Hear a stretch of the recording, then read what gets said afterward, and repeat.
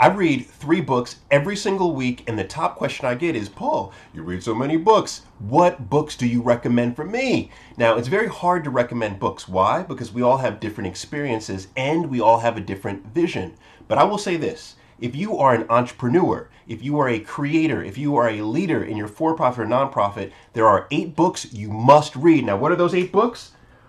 Bam! Take a look at this. Here are the 8 books I believe everyone that fits that entrepreneur, creator, leader category must read. And also, it's not just about reading these books. It's about reading the books in the right order, because certain books are foundational and others build upon that. So in this next video series, I'm going to break down each book and explain why each one is so important.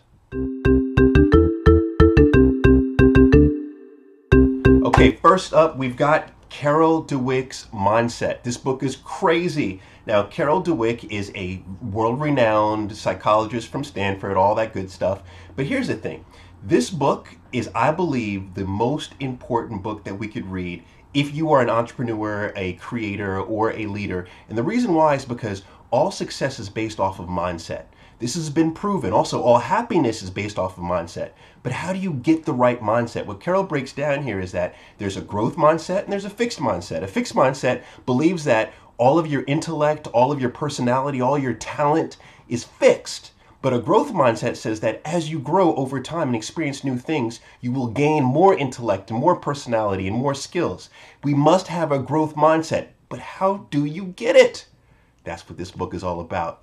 Scoop it and read it. Out of over 100 books that I'm reading each and every year, this next book is the most referenced. What book is that? Bam! Willpower by Roy Baumeister. Now here's the importance of this book.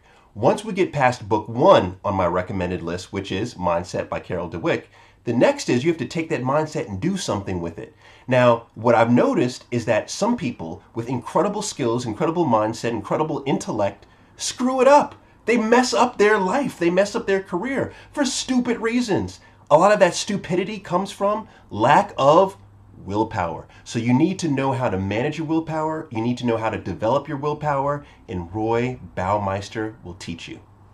Number 3 on my list. Here's the bottom line. We are all marketers. We're all storytellers. We are all creators. And the most powerful book ever written for a creator in the last 10 years, Influence by Dr. Robert Cialdini. This book, by the way, is one of my favorites of all time. It has changed my life, and here's the reason why. We're all trying to influence. We're all trying to persuade. Actually, check this out. Persuasion, that's his new book. But we're all trying to do this in our lives. He breaks down what he calls the weapons of influence, the things that each and every one of us can use in our life in order to influence. I started this by saying the top 10 book, or the top book in the last 10 years. That is a weapon of influence. That's actually authority and a little bit of social proof. The bottom line is we need to use these tools in order to influence, and Dr. Robert Cialdini will teach you. Okay, after you've gotten through the top 3, it's time to graduate to the next level. What is the next level? You've got to go deep with Deep Work by my boy, Cal Newport. Shout out to the Hoya Saxes. He's actually a professor at my alma mater, Georgetown University. Now, here's what's going on with Deep Work.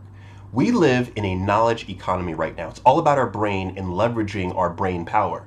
But how do you do it? You got your phone going off, you got all kinds of crazy social media notifications, friends and family running around. Like, how do we stay focused? Well, the problem with most of us is that we don't focus, and we operate in what Cal Newport calls shallow work.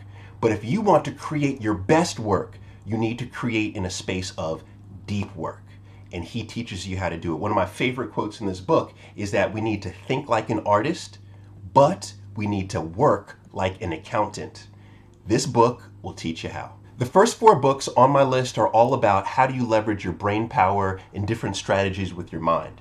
Next up is how do you leverage your network. Why? Because all opportunities, or should I say your biggest opportunities, will come from your network. So to do that, you have to be a power connector, and Judy Robinette and How to Be a Power Connector will teach you. What I love about this book is that she puts to bed the myth that your network is your net worth, but really what it's about is your social capital.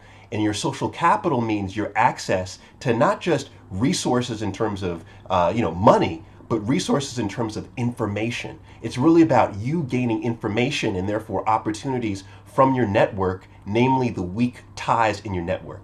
What Judy breaks down is how to identify those weak ties and how to mine those weak ties. Awesome book. You've got to read it.